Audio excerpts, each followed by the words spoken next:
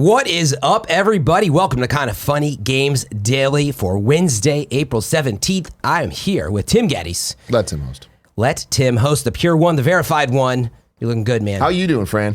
I was sick for literally 3 weeks as of yesterday. Damn, are you still? And no, I went to the gym. As of today. Yes. You're good. That happened a few times, and it was like, nah, you're still sick. You're Yeah. screwed. Finally came back out of welcome it. back, non-sick Fran. Thank you. I know you guys, it's been crazy. Andy was sick, and Greg's had just like a roll of toilet paper. Toilet paper. It's horrible. It's horrible. Here, and he's making his valiant return to KFAF today after this show. So nice. Yeah, I know he's been feeling bad. So I hope all of you best friends out there are feeling good. And if not, please take care of yourself. Lots of vitamin C, lots of zinc before you get sick. Get that zinc, baby. And a lot of rest and water. That's the show for today, everybody. Thank you. So welcome to Kind of Funny Games Daily. If you don't know, it is a news show about games that each and every weekday at 10 a.m. live right here on Twitch TV/Kind of Funny Games. We bring it to you. And if you're watching live, you have a very special job. If we're wrong about something, head over to kindoffunny.com/you're wrong, and you can let us know if there's any corrections to be made. Now, of course, Tim, if they don't watch live, where would they go? They could go to youtube.com/kindoffunnygames or podcast services around the globe, all that stuff. Also, you can go to Rooster Teeth. If you want to get the show ad-free, you can go to patreon.com/kindoffunnygames. You can also write into the show if you are at the bronze membership or above if you sign up over there.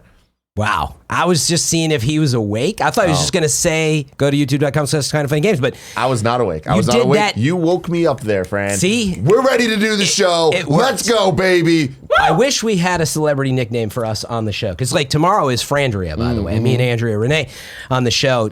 We'll come up with one. We'll figure it out. Saying Freddy's. What? Freddy's? Like Geddes with Fran? Yeah. That's weird. That's crossing like streams, man. We'll Who's think there about that saying one. it?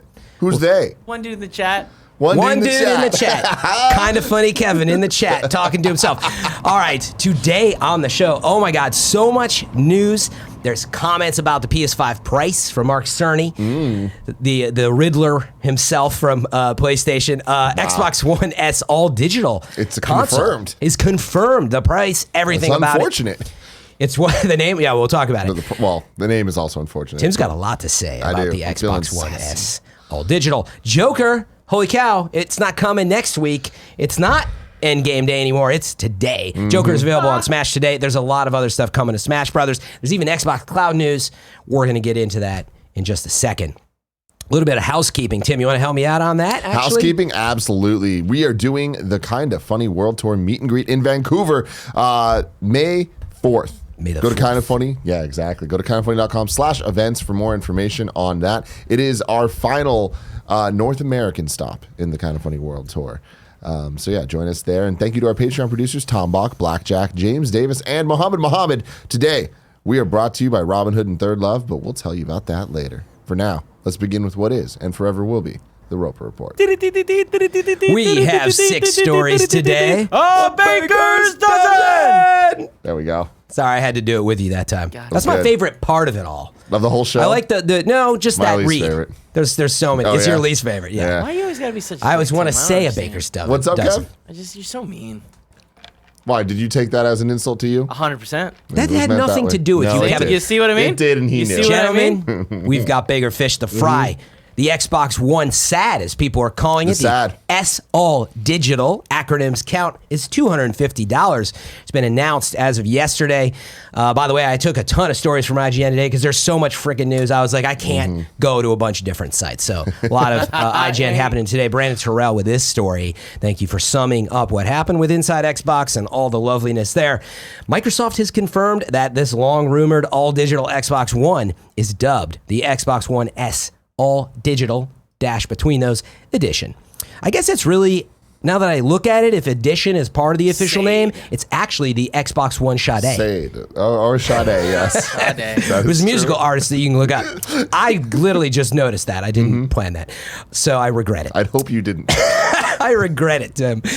So it is $250. This is what's going to be interesting. A lot of you know that that is also, or the official price of the Xbox One S is $300, right? But very often it's $250 or lower, and a lot of people are seeing that. But this is the official MSRP. Who's to say when it hits on May 7th worldwide, if there will be any sales or anything like that. So officially, it is the cheapest console in the Xbox One family of devices. Does so, of course, by removing the optical disc drive. That's the main thing, is you're not going to be able to do your 4K Blu-rays, and you're not going to be able to pop in any physical media. It is sort of a one-stop shop that if you don't see that in your lifestyle, then why have it? And let's see, the Xbox One S All Digital Edition will retain the form and all the technical specs of the Xbox One S, including the 1 terabyte hard drive. But here's the interesting part that really stuck out to me. It will also include download codes for Minecraft, Sea of Thieves, and Forza Horizon 3. Holy cow, that is a pretty darn good deal if you don't own them already. In the meantime... Or if you don't have Game Pass. Yeah, or if that's a good point. If you don't have Game Pass, that's why we need you here Which at this point, today, why Tim. would you have an Xbox and not have Game Pass? I don't Money, have Game Pass, cost. but that's because, well, let's talk about that in a second. So here's the official quote. The Xbox One S All Digital Edition is coming from Microsoft, is $50 less than Xbox One S, and we expect to maintain at least this price difference between the two consoles. So they expect this $50 price differential, and this comes from Jeff Gaddis, who's the general manager of platform and devices marketing at Microsoft. He goes on to say, as the Xbox One S All Digital Edition is designed to make console gaming more accessible to more people, especially for new customers that don't already own a console and want access to complete Xbox experiences without investing in one of the other options, Xbox One X or Xbox One S. Tim, feels like you got a lot to say on this one? I do. This pricing is bewildering, to say the least. $250. It's the cheapest. Yeah, officially. But that's officially doesn't mean shit. So is it not worth... I can right now, you can't say that it's $250 cheaper than the Xbox One X when Microsoft... $50 cheaper, yep. No, than the X. Oh, is that still $500? No, suggested? it's not. It's not because of all the sales. Microsoft.com right now. Microsoft.com in the store. You can get the Xbox One X 1 terabyte console with Fallout 76 for $400. Yeah. All right. So it's like you can't go around touting all this bullshit. Yeah. Sure, there's sales. Sure, there's whatever. Then yes, the S is the more comparable thing, right? And you can get that thing for. I saw cheap. some prices. It's on sale. I think it was Walmart, some for $200. So you can like get it cheaper. The difference of with $50 with a game. With games and with a disc drive, right? That allows you the 4K Blu-ray player, and it also allows you to just play games physically if you need to. The promise of this, the idea of this, the exciting stuff about this console would be that it's cheap enough as an entry point that maybe you're getting another Xbox for a different room in your house, or you're getting the first Xbox that you're going all in on Game Pass. You don't need to buy the games, but or maybe you've been a PlayStation owner and you're like, I guess I'll finally. So you know what? Now it's time to get into the ecosystem. Like this should be Microsoft's push to getting people in for next gen, and that looks a lot closer to 150 in my mind. That's what I was going to ask you though. So do you feel that the feature set of the hardware and the 3 games that are a good note available in Games Pass as well, that it's not worth $250 compared to what you can get out there? Yeah, I don't think so. You don't think it's worth it? I don't think so at all. I mean, I think that if at that point get the normal S. So, maybe in other words, like, do you think the Xbox One S is worth it? Its suggested price is $300. Do you think it's too expensive? Or you think that's fine because 4K UHD is... You see what I'm saying? Well, I mean, the thing is, like, we need to deal with reality. You can get the things a lot cheaper than their MSRP at this point. Yeah. Right? And it's not hard to look. And the thing that Kevin just kind of yelled out about Games Pass being too expensive... You can get free trial codes for Games Pass. They just hand those things out. $120 those a year, things roughly, right? Well, now they... $1 for the first month, actually. There's so many deals. Yeah. There's so many ways to get into gotchas. that. And it's so easy to game that system if you're interested in doing that. Right. Just signing up for trials, different trials as well. There's something interesting, though, that you didn't have in this story that I think is even more important than the Xbox One all-digital console is Microsoft's Xbox Game Pass Ultimate combines Xbox Live and Game Pass into a $14.99 a month subscription. Yeah, I threw that as a lower story, but it was literally a quick mention. Yeah. So they're combining the Game Pass and Xbox Live Gold into just a more convenient... Into a convenient thing that's going to save people $5 a month. No, I don't think it does. Right? Xbox owners will save around $5 a month compared to the $19.98 monthly subscription price for an existing combination of the two services. I thought you get Xbox Gold so here's the deal. Yes, if you buy monthly, I forget what the monthly price for Gold is. I assume you can do it. It's $60, right? Xbox Live Gold is $60, right? So divide by 12, that's $5 a month plus the $10 Game Pass. It's the same price I think you're getting the discount if you buy Xbox Live Gold monthly. It's more expensive because you know how that works. You can get in for the whole year. I didn't look at that price, but I absolutely looked at the price of Xbox Live Gold. It's $60 a year, right? So either way, the math. Yes, it's more more convenient. This is important news because calling it the Xbox Game Pass Ultimate, they're building this for next gen. They are building this as a one-stop subscription service that you get for all the first-party Microsoft games, plus more, plus indies, plus older games being brought back, plus Xbox One X enhanced games, all of this stuff, backwards compatibility. The list goes on, right? Yeah. And that's why this news combined with the all-digital system being priced that high, very shocking to me.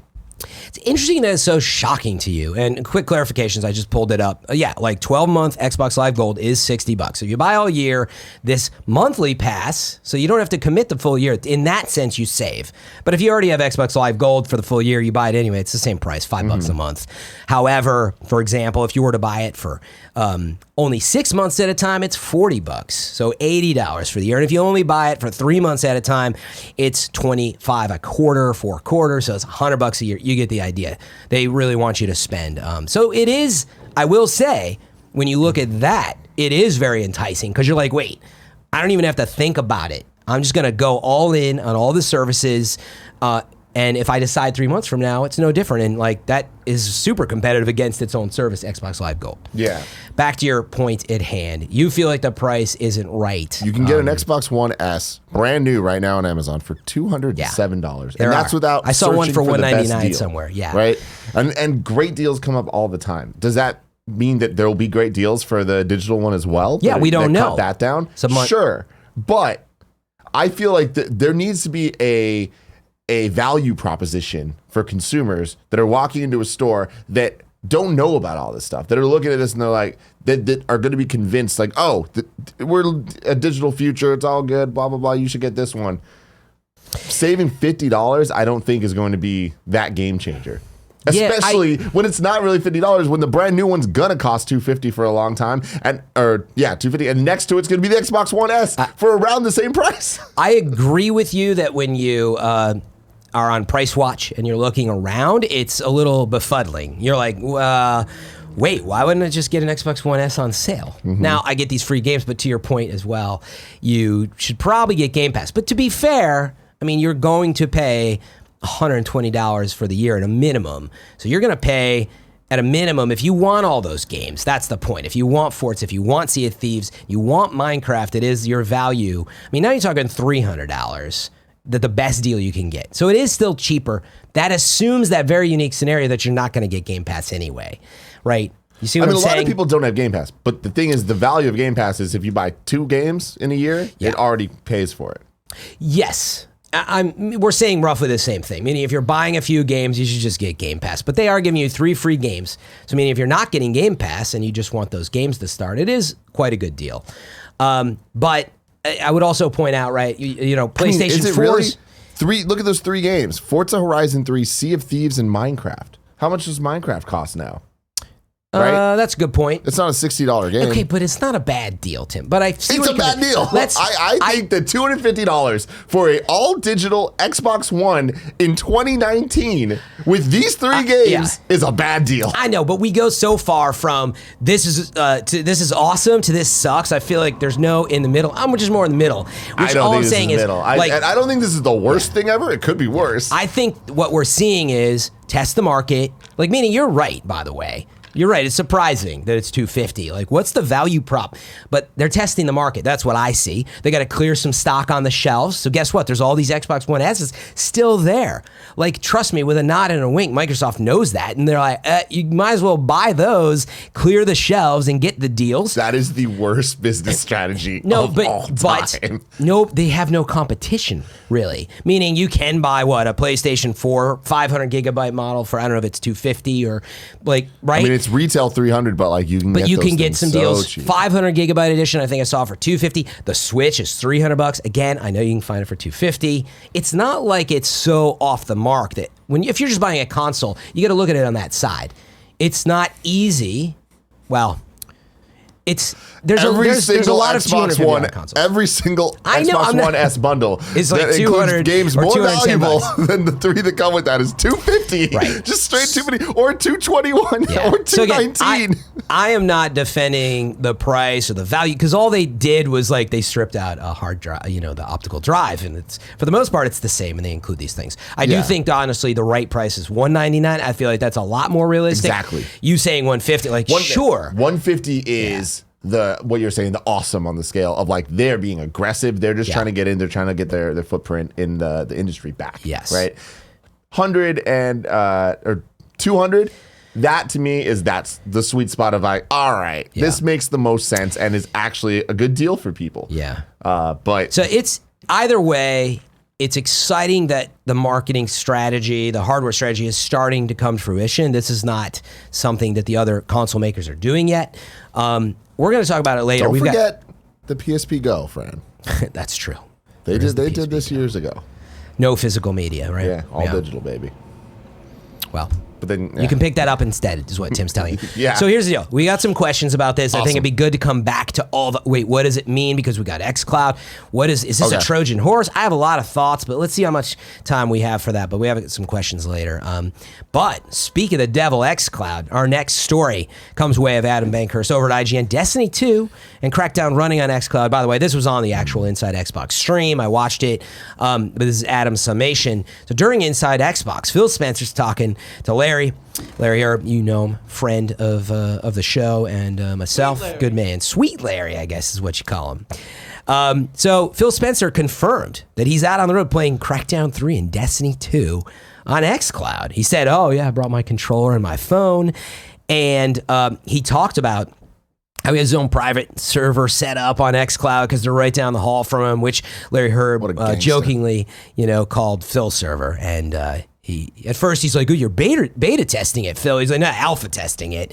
But that's the long and the short of it. But the thing that struck me, what I still am trying to understand, I'm like, wait, how easy is it to bring existing Xbox games onto the cloud? Like, how much work did Bungie and Microsoft have to do to get them running? Because in other words, Bungie's a little busy, for example. So did Microsoft be like, no, we'll just put it on the cloud because it's just Xbox on the cloud? Meaning, I found it interesting. There's obviously optimizations being made. Yeah. But in the way that he said it, he's like almost that he chose that he wanted to play those, so they worked on those. I don't know if that's really the case, but what's your reaction to the fact that it's just like Phil's bringing it out on, if he loses his phone somewhere, you can check it out. Theoretically, any game would work on it because it just functions like the console. In theory, yes. Now, what happens when you get to like server talk and when you I'm assuming when you log into xCloud as a user, there's a little bit of difference in how it talks to what you're doing. But like in theory, of course. But I mean, if it was that easy, then PlayStation will do the same thing. Oh yeah, we'll just put PlayStation in the cloud. Like, don't worry, Mark. Mark Cerny, we don't need any help. We'll just throw it up there. But I know what you mean. In theory, that is what it's supposed to do, is you can port it to Azure. Yeah. I always want to say Azure. It's Azure, I guess. So he's just saying he's really playing cool. it. He's not saying it's playing as well as it would play on another thing. But like, I feel like that's just the future that we're going towards right now. Correct. Where it's like, I'm not surprised that these games are playable. No. Even fully playable at any rate. I just think that we're never going to match one for one. It's like the same thing as like streaming a video versus watching the 4K Blu-ray, right? Like, yeah, I mean, it's a little more complicated than just sending the frame of an encoded video. Although it is at its base, as we often talk about, it's like you are literally getting an encoded video frame of the action that you've sent to the server. But that works differently. Regardless, my takeaway was just like, this is exciting. That you're playing two pretty big games, Destiny 2 in particular, which is a complex online game, which now has to use those servers to talk to other servers, and then he was out there on the road testing it. Again, we don't know if he was like, ugh, man, this got a lot. It's not going well. He wasn't going to say that. He's in alpha testing, but he was saying he was playing it, which was pretty exciting. So, I think it plays into the story at large. They've got a lot of movement coming for new hardware. And xCloud we know is coming, and a note in the story here. Microsoft has said it plans to begin public trials this year of xCloud, and hopefully the statements from Phil are that things are progressing positively, is what Adam said. So that's great. That's the thing that excites me. We're talking Stadia this year. Well, guess what? It looks like Microsoft, whether or not they'll get ahead of it, they're in position to start testing things. And by the way, I wouldn't. Huh? And they have a library with GameSpot. That is their advantage. The big thing, man. That's what's really interesting, right, about this is that Stadia, they're working on exclusive stuff, and who knows, what's going on. To be fair, so is Microsoft. Yes, but my point was the opposite. It's what you were just getting at, which is, well, what if I never played Sea of Thieves or Horizon or anything? I can log in maybe later this year. It's not necessarily, xCloud won't necessarily be about the next hardware only, which is what it is for Stadia. Yeah. I mean, not that they can't do the same thing, which is, no, we worked with Fortnite, we ported it over. Okay, well, now the game is afoot regardless of new games or old games. I guess what you're saying here is what brings me back to my feelings on the price of the all digital edition, because if we're gearing up for a next generation of Xbox that doesn't necessarily need an Xbox to be able to play Xbox games, why would you price that thing so high when you could just price it low to at least give people a machine that they associate with the Xbox brand, right? Yeah. And maybe that's coming next year, Yeah. Again, I feel like we're in early adoption state and market testing state. That's exactly it. Later this year, it probably will still be suggested for $250, but we'll start to see some deals bring it down to $200, and with maybe Xbox Cloud around the corner even. So interesting timing to see where all this is going. We know the PlayStation 5 was sort of officially announced yesterday and recognized by Sony anyway. They've recognized new hardware. It is not called PlayStation 5 necessarily, but we have a note on that today that I'll get to, which there's talk of the price. But first, more Xbox news. Our third story today that came out of Inside Xbox is Xbox's new game studios will have, quote, things to show at E3 2019. This is the state of stories today, people. That's all you got to stay to get a story out of us. What? New things at E3 from your studios? I never expected it. This is major, jokes aside. I know. I'm not being a jerk about it, but I was. No, I'm excited about it. Xbox head Phil Spencer announced during today's... I feel like Tim's casting me as a villain. What happened? What? I'm joking. You meaning that was the joke. I'm excited that they are recognizing E3. Don't ever take me seriously. I don't, man. We're having a great time. If you do, it hurts your feelings. That's right. But seriously, Phil Spencer announced during Inside Xbox that some of its new studios will have new things to show at E3. In fact, to be fair, right, we've had this discussion a lot on Gamescast. I don't know, are they ready? What are the studios going to have? They're working on Outer Worlds at Obsidian. What's happening? Well, story went on to continue during the show. Spencer said, quote, our new studios are going to have things to show, which is going to be awesome. Some new things that nobody has seen before. End quote. Spencer specifically mentioned that Obsidian's Outer Worlds, which is a multi-platform release, as we know, not purely exclusive, could be at the show. So it seems to be hinting that obviously with their newfound ownership, that's still a big, important title to them. And Spencer continued saying it will take the team some time to completely mesh in with Microsoft. Quote continues, it'll take years to really have them fully integrated in and delivering the same way all the teams do, because different teams are at different parts of their development cycle. Phil said, but I think it's going to be really interesting to have those teams showing up this year and starting to show us what they're building. Microsoft also revealed that its Xbox E3 2019 briefing will be Sunday, June 9th at 1 p.m. Pacific time at the Microsoft Theater in LA. We know without Sony and Nintendo there anymore, that leaves them as the main stage in terms of the main platform vendors. So it's pretty interesting. Tim, what do you think of what excites you about this? I mean, what excites me about this is getting confirmation that we're finally going to at least know what some of the new teams are working on, some of the old teams as well. Because what's coming to Xbox, we keep asking. It's a big question. We're very excited about the systems and xCloud and all that stuff that Xbox is promising for this gen and next what about gen. The games? But at the end of the day, it's about the games, and we don't know what the games are. We know Gears 5's coming, we know Halo Infinite's coming, but we don't know too much about those games. And to put it very clearly, those aren't enough, when you to compete with the PlayStation 4's lineup, and not that they necessarily need to be one for one with that. No, but they do need to compete. I mean, it is put that simply. Like, what are they doing? I like Xbox. You play on Xbox all the time. Third-party games. Games do you have to be excited about? Yeah. And when? That's a big problem. When they did the Xbox, I forgot what the name of the event was, but the one they did down in New Mexico, or was it Mexico? Yeah, no, it was. In Mexico, yeah. In Mexico. Yeah. And, we did our predictions for that and what they're going to do. Like, we thought that we were going to see some new games. New games from the studios. There's a lot more stuff like this. And we didn't, and it's like, that's not necessarily a letdown because it just shows they weren't ready. But we've now seen the past couple of years of Microsoft at E3 and at other ventures kind of building not even building anything, kind of showing us all the different Legos they have. Yes. But I feel like at some point soon, it's going to be time for us to see what they made with them. Yeah. And I'm hoping that E3 will be that. And they're kind of saying it, but the Outer World stuff that they're saying, it's like, that doesn't instill confidence in me. To me, this quote really reads as like, Obsidian, they're still multi-platform right now, and it's gonna take a while for them to give us anything of consequence exclusively. Yeah, but it's easy to be frustrated, which we all are, of like, what is coming? And like, you keep teasing me. But to be fair, that's the only thing Phil can talk about. Oh, yeah.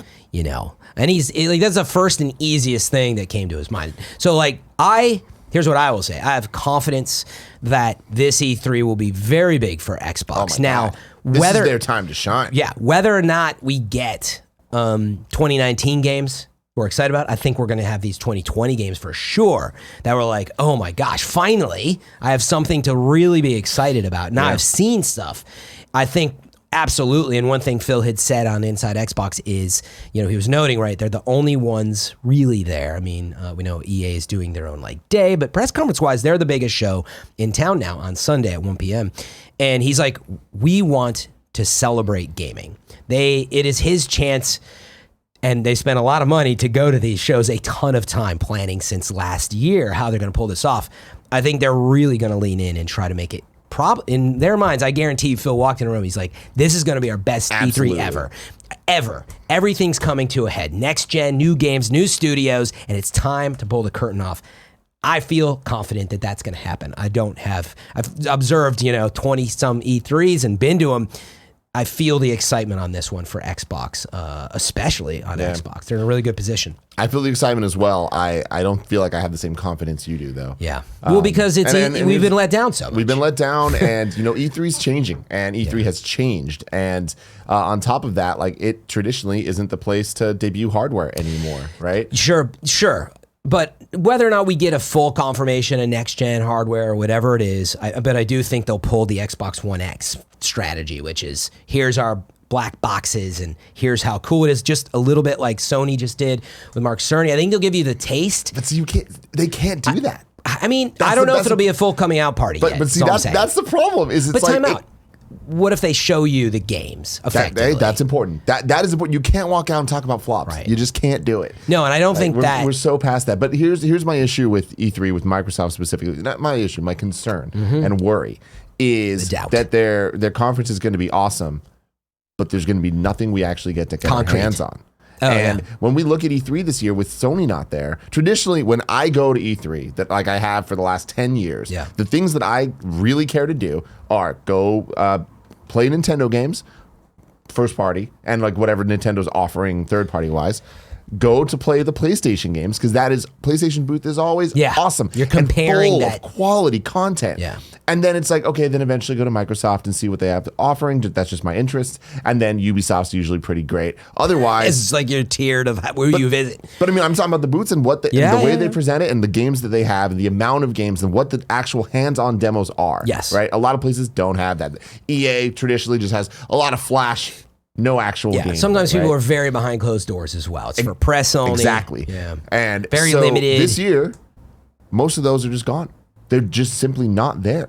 Microsoft is going to need to have a huge footprint. Well, they got and all bring that some space. games to play. They got a lot of They space. just take over the better entire fucking side fill of it. it. Fill it with gameplay stations. Let people get their hands on these games. Yeah. And I'm worried that they're not. You don't think they'll? It's funny that it will double their cost of the footprint on the show floor if they were to buy into PlayStation's floor space. That'd be an interesting one to look up for kindoffunny.com/wrong. If we know if that floor space that Sony's using is being taken up, there's maps of E3 that are usually distributed from E3, but I don't know if that's. I have a question for You're Wrong. Somebody let me know this. Is Microsoft even at E3 this year? Because they weren't didn't last say year. they. What? Mixer was They weren't there. physically there. What did they not have? Like They had a I remember Mixer seeing the Xbox logo next to PlayStation though. No. I'm was imagining. I've been to PlayStation, so dude. many of them. And I'm always Microsoft so busy wasn't with there last year because they didn't have shows. anything. They had a Mixer thing, and this year they're doing Mixer at LA Live across the street. Oh, that's right. They had like their Xbox. There was a lot of stuff at the Microsoft Theater. Yeah. That's a really good question, which would be in stark contrast, I feel like, to we want to celebrate gaming. But I will say that is the problem that E3 is facing, which is it is an exorbitant amount to be on those show floors, the union fees, the $20 sandwiches. It's expensive for people to be there. They're already spending a ton on the press conferences. And there's this feeling of getting strong-armed, frankly, into being at the show. Now they're introducing the fans. Well, guess what? I need you to deal with not that we don't want fans to go to these shows, but it's making the shows harder on the publishers, which mostly wanted to announce stuff and not like they do at Gamescom. It's like an insane event. But that's a good question because it wouldn't surprise me if Microsoft still takes the digital stage, right? Because that's a very effective way to reach millions. And within E3, meaning you do reach whatever, 100,000 people or whatever it is directly. You know what I'm saying? Coverage-wise, you still reach millions, and that's the argument to be made. But it's the reason that, in other words, Sony, Rockstar, many others, EA are like, look, we're just, we're not going to be in there. So, one other quick note here, just for context, was as a reminder of Microsoft Game Studios showing stuff. Well, last February at Microsoft announced in February that Microsoft Studios is now Xbox Game Studios. I actually thought they announced that a long time ago. This was within the story that I read there. But regardless, it's 13 individual development teams. Previously established studios under that umbrella are 343, Mojang, right, which does Minecraft, Rare, Turn 10, and now we have folks like Ninja Theory and Obsidian. And so that's what's exciting about this, going back to the story we were on, which is these new studios, people are like, ooh, they bought, Ninja Theory. Yeah. That means there's a good chance we're going to see what's coming next from them. Really whether hope. or not it's in deep form, and playable on the show for like you want, I don't really know. Yeah, I'm going to go to You're Wrong real quick to talk about some of these Xbox stories. Perfect. The Cinephile guy says, oh no, sorry, that one's not it. Fendi says Microsoft will be at E3 and says it's going to have, quote, the biggest presence ever. And then, it announced its conference as well, like you said earlier, June 9th, 1 p.m.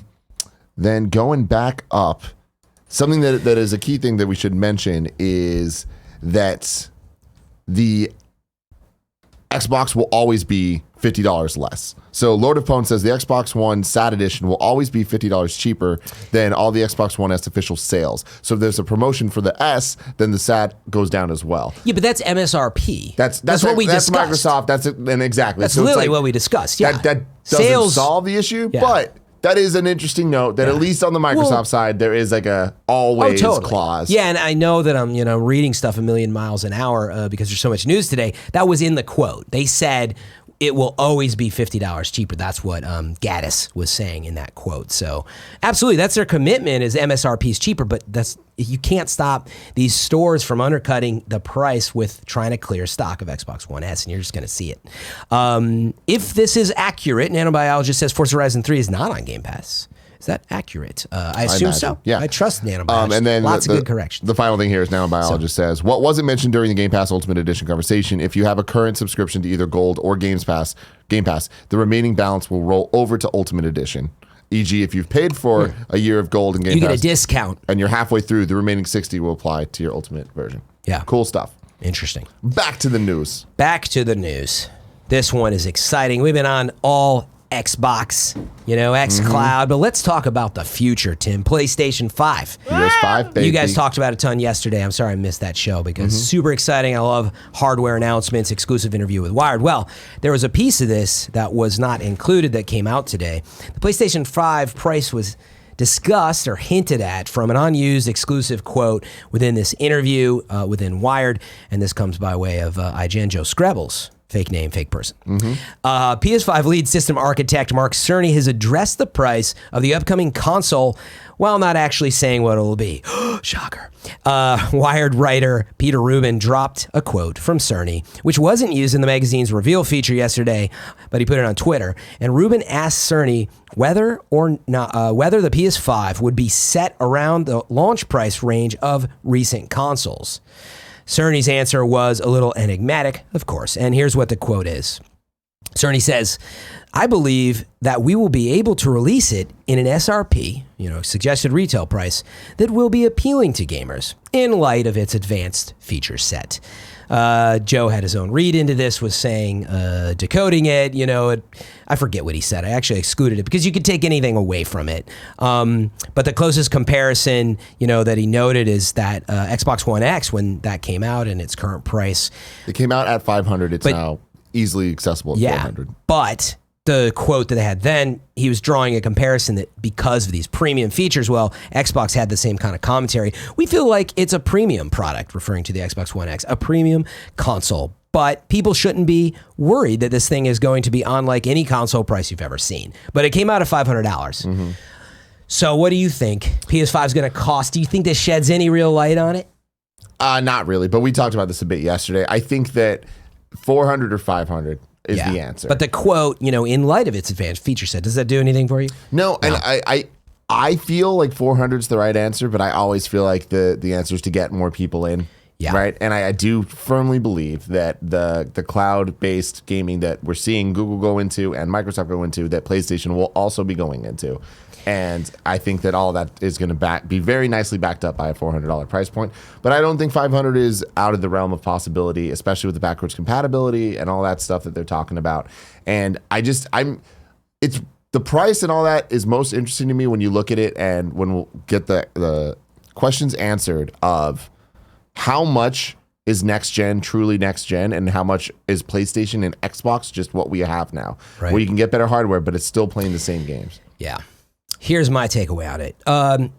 The quote is obviously a complete dodge. So the only thing I read from it is he did make sure to include in light of its advanced features. And the whole story was about bringing high-tech hardware to your living room. Now, they can spin whatever angle they want because they said, here's our strategy. We're going to call Wired. We're going to set this thing up because Stadia's talking, Microsoft's talking, and we are too quiet. Now we're not going to E3, so we better get something out there. But he did make the note, in light of its advanced, feature set, which is someone saying, this thing's expensive, man. So it's probably going to cost, but we're obviously conscious about it. That's my translation of it. But I got the solution, which we haven't really, maybe you guys discussed it yesterday, but I think it's going to be $499 for the main one, and the all digital edition, you get $399. Do you see a future that they were to co-release and go all digital? Because that is the future we're starting to see. You said it yourself, PSP Go. They did it. I know, they did it before everybody else. If I were to bet, I don't think PlayStation's there yet. I don't think that that's a launch thing that they do. You don't think they'd go two SKUs? I think that they will down the line. I think that's a PlayStation Slim. I don't think at launch. Yeah, I don't think you think they'll go with one, test the market, see how much they sell, clear the shelves of PlayStation Pro. Go for that there. old strategy. Look, like PS3 was $600 when it launched, and I think that these comments are, still hearkening back to that. So what stands out to me, though, is that with the competition that Switch brings, and we believe there's going to be new Switch SKUs, 2 of them supposedly, right, in the summer. We're starting to see the strategy that everybody has already employed. Xbox One X, Xbox One S, Xbox One S all digital, Switch old edition, Switch Pro, Switch whatever the other edition is. Now we see, moving on, all this stuff transpiring. What I was going to say, PlayStation 5, it wouldn't surprise me at all if we see that strategy. And we see the same thing with Stadia, right? Like, oh no, you don't even have to buy the thing if you don't want to play it on your TV. Just log in and you got to buy the controller, right? Yeah. So, meaning I think there's a very good chance that we will see multiple SKUs at launch, and that would be the best way to try to control the price. Is that Sony does have a habit of I think they're thinking about 4K UHD still. I don't know how important that is to the market, but maybe they're scared to let go of physical disc media. You have to be. In fact, didn't they say they said physical it will be is physical part of it? disc, So for yeah, sure. you already know that it's going to have the disc drive, but why not cut that out? I mean, well, because we're just not there yet. But which one would you buy if I offer you both? Yeah, I'd buy the beefy one for sure. Oh, you'd want the physical. Yeah. Absolutely. I might actually. I'd be like, you know what? All digital's fine. I literally have not bought a disc since God of War, and even that, I think. No, you know what? I got a copy free within IGN, and so I just don't buy it anymore. So if I have the space, although solid state drives are expensive, which is another story. There's a whole lot going they on have so much there. space, but it wouldn't surprise me. I need to see how it all shakes out, but I just have an inkling in my gut that tells me that we'll see the different SKUs for on the Xbox side because they already have the cloud stuff ready to go, or they will at least with the Games Pass, with all of that. Yeah. I think PlayStation are going to not have multiple SKUs of PS5s. I think that they're going to treat the PS4 as that lower end entry point.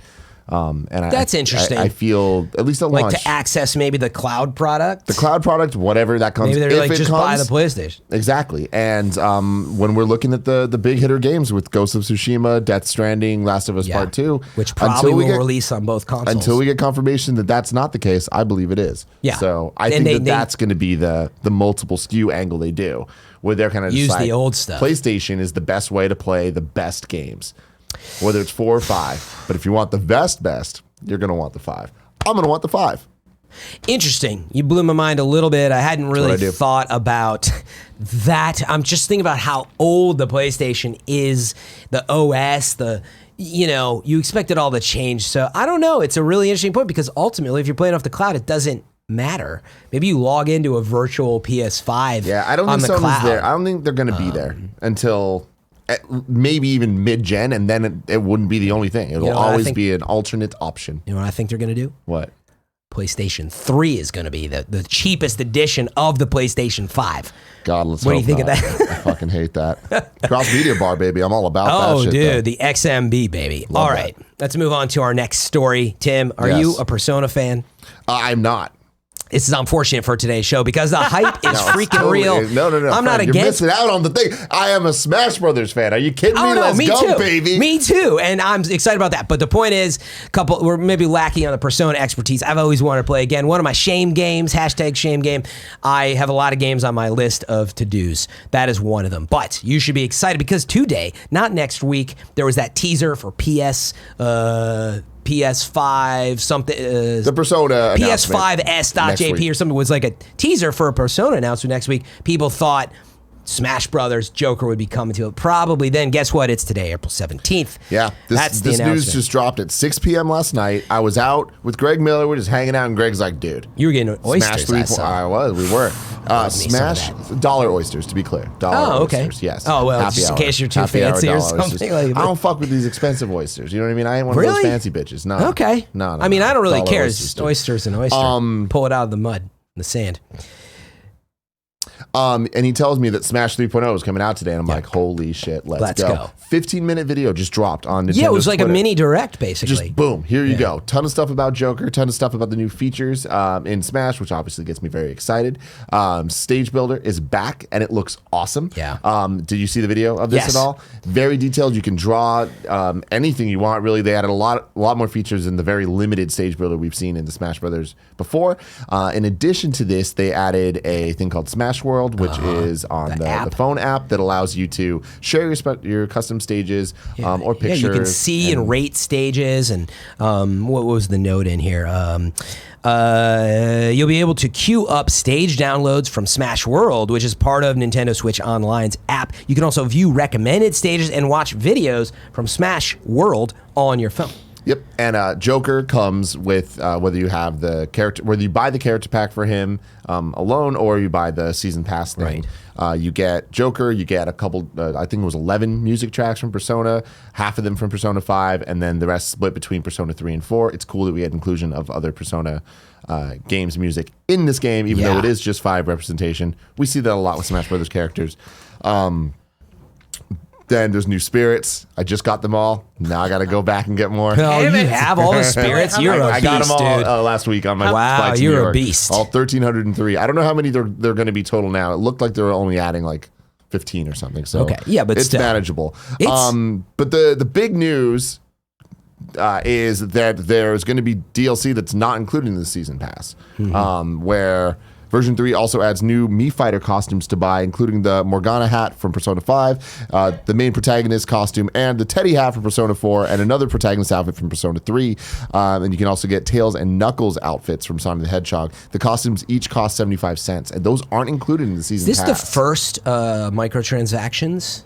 In this one. Yeah, in this. I mean, no, because the Piranha Plant, if you weren't early buyer. But that's like a single thing. But yeah, I mean, I guess it counts. Wasn't that like $5 or something? Or similar to Joker, which is $6, right? Probably is the same price. Yeah. So or you can pay $25 and get all of it. Right. So if you have the full season pass thing, you're good. But otherwise, Joker's a paid character costing about $6 or $4.49. And comes with a new stage, Mementos, which is based. How about that stage, by the way? Looks cool. Looks hot. I mean, I just love the style. Style's great. That they bring. And when I saw that stage, and again, not even being a super Persona fan, I was like, that is awesome. It looks cool. And the music. Well, the music, depending on the music you listen to, whether it's Persona 3, 4, or 5, it changes the look of the stage. Oh, that's so cool. Yeah, very cool stuff. They care, man. Dude, the amount of detail in that game. But I have to say, I feel like they've done such a good job of doing seasonal, quarterly updates, and like there's been really good updates for Smash Brothers, don't you feel? I would Or are you disagree. Like, dude, why is it taking forever for spirits to be added? Yeah, I'm a bit more like, I love the idea that we know we're getting more. I hope that they pick up the pace a bit, because the Joker announcement obviously it's been hype as fuck.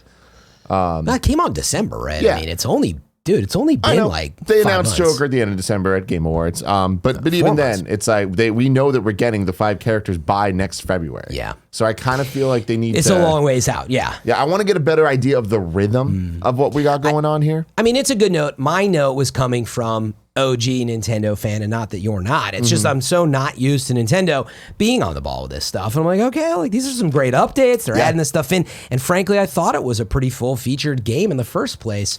There was a world where that was it. That was the end of Smash Brothers, and we wouldn't see one forever.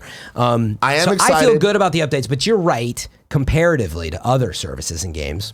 They're still learning. And that's my thing is, again, I'm being very critical here because this is a game that I care about Competition very deeply, matters. and I play constantly. Version 3.0, I love that they're adding modes. I love that it's not just the characters and patches. Like, we're getting a stage builder that we didn't have in the game's launch. Stage builder, not necessarily a feature I care too much about. Yeah. I would much rather other more gameplay-based modes or like interesting challenges. It's a big like hardcore fan mode though, and there's a lot that is done with that. Yeah, right? so I'm hoping that this exciting. leads to a future where Smash 4.0 includes things that are a bit more to my tastes. Okay. But exciting stuff. And the key thing that's not in the news story is the timing of this is 6 p.m. Pacific today. So, I was looking for it. It is 6 p.m. At 6 p.m. today, we'll be able to play as Joker. Good to and know. all that stuff. Brilliant. I didn't know that. I brought in my Switch and I was Just in case? Yeah, Just in case, man. All right, well, February 2020 and new Smash characters are so far away, Tim. If I wanted to know what is coming to mom and grop shops today, where would I look? The official list of upcoming software across each and every platform is listed by the Kind of Funny Games Daily Show host each and every weekday. Yeah.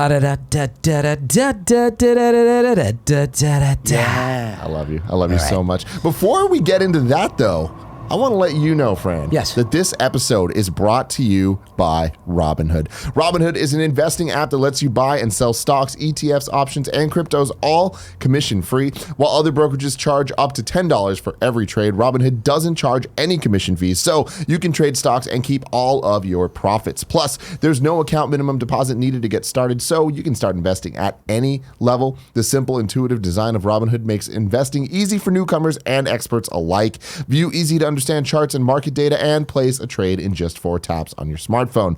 You can also view stock collections, such as 100 most popular. With Robinhood, you can learn how to invest in the market as you build your portfolio. Discover new stocks, track your favorite companies, and get custom notifications for price movements so you never miss the right moment to invest.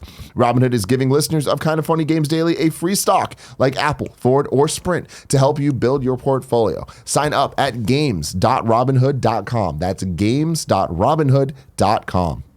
And also, shout out to Thirdlove. Thirdlove, they make bras. People need bras. And Joey loves these bras. Gia loves these bras. Jen loves these bras. Those are 3 people that I respect a lot about their bra opinion. Thirdlove uses data points generated by millions of women who have taken their Fit Finder quiz to design bras with breast size and shape in mind for a perfect fit and premium feel. More sizes than most other brands, Thirdlove offers more than 70 sizes, including their signature half-cup sizes. You can skip the trip, find your fit with Thirdlove's online Fit Finder. Order and try on at home. No more awkward fitting room experiences. There's a 100% fit guarantee. Every customer has 60 days to wear it, wash it, and put it to the test. And if you don't love it, you can return it, and Thirdlove will wash it and donate it to a woman in need. Thirdlove's team of expert fit stylists are dedicated to helping you find your perfect fit. The newest member to the Thirdlove family is their line of incredibly soft, smooth, and breathable cotton bras. Thirdlove knows there's a perfect bra for everyone, so right now they're offering listeners 15% off your first order. Go to thirdlove.com/games now to find your perfect fitting bra and get 15% off your first order. That's thirdlove.com/games for 15% off today. Now, Fran, let me know what games are coming out today. Out today is Trooper Brook on the PS4, Xbox One, and Switch. Revenant Saga on the Xbox One. Snooker 19. Snooker. Snooker. PS4, Xbox One, PC. 30 Days to Survive on the PC. Tether Together, PC and Mac. Paradox Vector on the PC. Foxyland on the PC. Foxyland. Whispers of a Machine on the PC and Mac. Life Source on the PC. Tropia on the PC. Dumb Little Creatures DLC on the PC and Mac. Let's move on to a really, really cool deal of the day. Hit me with it. We all know of the tragic scenario Notre Dame catching fire, one of the great icons of the world in Paris. The roof collapse, all these issues, just sort of unreal. Well, Ubisoft, who is no stranger to France, that is their homeland, they made a game that featured Notre Dame, and that was Assassin's Creed Unity, and they are donating it for free this week on the Ubisoft store. So you can buy it, you can get it for free. And here's what Ubisoft had to say about it. As the smoke clears on the events that unfolded on Monday at the Notre Dame de Paris, we stand in solidarity with our fellow Parisians and everyone around the world moved by the devastation the fire caused. Notre Dame is an integral part of Paris, a city which we are deeply connected. Seeing the monument in peril like this affected us all. In light of Monday's event, we will be donating 500,000, is that marks? Paris money. It's euros, sorry. 500,000 euros to help. I know, I'm so tired today. We'll be donating 500,000 to help with the restoration and the reconstruction. We encourage all of you who are interested to donate as well. We've seen billionaires donating. I mean, this is a great landmark that we want to survive. Those are my words. Back to Ubisoft's. They say we encourage, in addition, we want you to give everyone the chance to experience the majesty and beauty of Notre Dame the best way we know how. So for 1 week, we'll be giving away Assassin's Creed Unity free on PC. For anyone who wants to enjoy it, you can download it now on Uplay for PC. And they finish by saying, when we created Assassin's Creed Unity, we developed an even closer connection with this incredible city and its landmarks. One of the most notable elements of the game was the extraordinary recreation. I mean, they scanned it. They're going to be working with them, I think I read, on like providing as much detail as they can in their contributions. So really, really cool. Very cool stuff. Good guy, Ubi, once again. Yeah, that's a really awesome. So first of all, it's a great deal, but it's for a great cause and elevates the thought that something that happened a few days ago sometimes is easily forgotten in how fast the world moves today. So I thought it was worth mentioning. Should we move on to reader mail, Tim? We should, right? Okay, let's do it. What's the first one we want to pick with or start with? I think probably, just the Xbox One S. Ignacio Rojas, no stranger to the show, says ahoy, ahoy, Games Daily. Yesterday, Microsoft unveiled out of nowhere the newest Xbox One console that no one saw coming. So this is what he said sarcastically. Xbox One All Edition has been officially revealed and priced at $250, and it's $50 less. What do you think? We talked about that a lot. Do you think it will help boost sales of Xbox Ones in general? Is $50 enough? We already covered off on that one. And I guess we covered off on a lot of it. But do you think it'll actually help in general with Xbox sales? I don't. No, you don't think it's going to increase market share. It's just another version. And exactly. And honestly, that is the most succinct way to say why I'm upset about this. Whereas it's I not feel a reason to buy Xbox. It's like if it were cheaper, there'd be a reason. This is just another option to buy a thing that people already either are or aren't buying. Fair enough. Matt Council asked, what's good, Fran and Tim? On yesterday's Inside Xbox, Phil Spencer revealed the stuff about Xbox and him playing Destiny on the go. I'm paraphrasing a bit. He says, given this information, do you think it's possible that Xbox Cloud will launch sooner than we thought? Possibly coming before their next-gen console. Well, we know that they're going to be beta testing it this year. That was confirmed. But in general, do you think it's a full platform, Tim? That it's like, you know what? It doesn't even matter when the next gen is. I do. Yeah.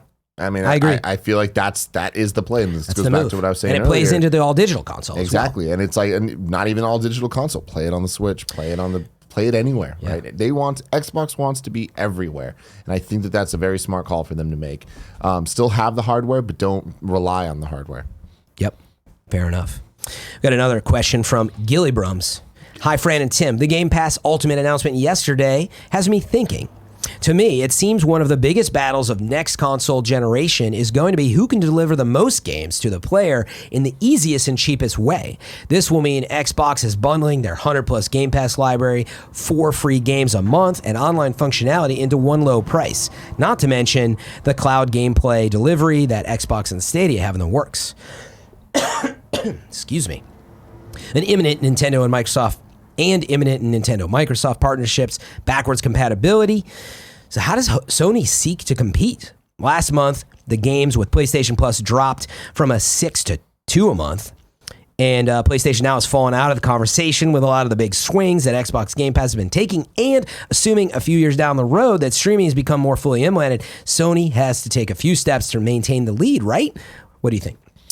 I mean, I think that the games speak for themselves. You know, like PlayStation 4 had no problem destroying the Xbox in terms of sales. And that's both software and hardware based, right?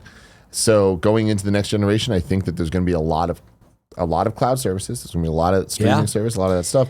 That I don't think is going to be Sony's focus. I think it's going to be in addition to its commitment to a streamlined quality game, first-party game-focused strategy that we'll see continued from the PlayStation 4 into the PlayStation 5. Yeah, that was my read on the situation because yesterday they really dug into the fact that PlayStation 5 is going to be a high-tech machine. Again, I got kind of those Xbox One X-vibes, and frankly, the vibes that I always get from PlayStation, which is they are a hardware company. They love high-tech, and they're really, to me, they believe that epic cinematic games in your living room, a la God of War, that is where they believe, you know, we saw it with Red Dead and GTA, like stuff in your living room overall is huge for them.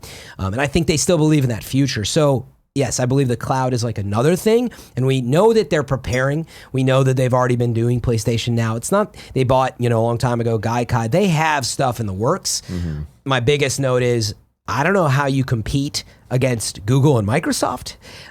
It's like, I mean, I do have games that people want to play. Like, well, yes. Honestly, that's all they need to do. But what I'm saying is technologically, there's going to be a difference between these services. Absolutely. And it's a race for the technology. Yeah.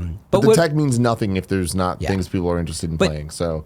But the short of it is, I believe, yes, it'll be another thing, and they'll be there. It's not that we don't think it's coming. In fact, they said they have, you know, a streaming strategy coming. They just haven't talked about it. Yeah, they said they're visionaries in that. Yeah, and I'm with you. If you bundle up all these amazing games and it works, it doesn't matter. It always comes down to the games. At the end of the day, I will buy a $400 console if I know that God of War 2, you know, if the new Last of Us, if the new Uncharted, the Horizon. Like, once you see that stuff, you're like, that is, you know, I likened it to when we go see the movies, we pay $12, $15, $20 depending on the experience we want. We know when we buy a game, it might cost us $60 when it's super high fidelity. Mobile games are some of the biggest things out there, and sometimes they're free or they're $4. Well, there's a reason for that. The cinematic nature. We see people investing in big stuff, and I think Sony believes in it. So streaming will come, but technologically, the last note I was going to make is everybody's got a little time. I don't believe that out of the gate this year, when Stadia is launching and Microsoft xCloud, whenever that's fully out, that suddenly it all just works. We've got a couple years ahead of us. It's going to be a little bit of a... I don't think it's going to be seamless. But, I mean, I think it's going to be as seamless as any video game has been in the last 30 years. Well, I don't know, where it's man. like things launch, there's problems. There's issues. It's like, it's not going to be... I don't think it's going to be a disaster. I think that it's going to work. I don't it's think a going to disaster, function. no.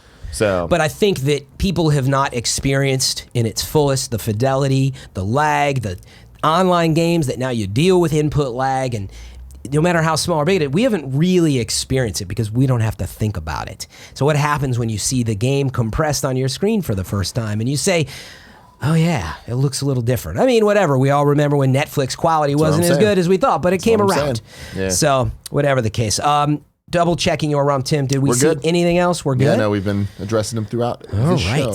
Well, tomorrow on the show, Greg has been traveling, so he can't join us tomorrow. So it's going to be, luckily, it's another Fran. Hanging out with WWE champion Kofi Kingston, baby. Kofi Mania, let's go. Hollywood. He's so Hollywood. You're wrong. No, we just double checked. We just double checked. I'm sorry. No. I know Kevin's always pulling 1,000 levers back there, man. Dude. But tomorrow is a Frandria show. It is me and Andrea, so be sure to tune in tomorrow at 10 a.m. live Pacific time on Twitch TV/KindaFunnyGames. This has been an action-packed show. Tim, did I miss anything? No, we're looking good, man. And I've had a good time. Kevin, thank you for everything you do. Barrett, for everything you do. And Tim, as always, it's been a pleasure. Thank you so much, best friends. Stay tuned. KFAF, Andy's return.